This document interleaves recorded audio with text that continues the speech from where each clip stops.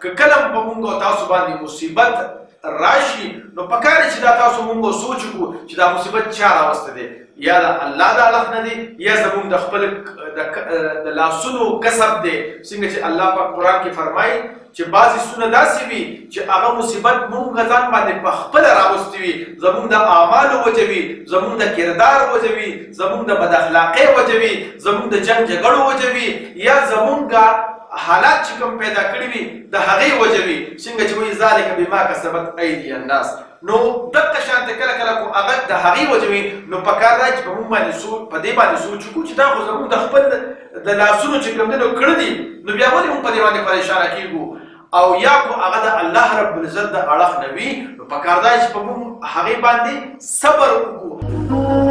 د خدای دپاره پښتنو ځانونه وپېژنئ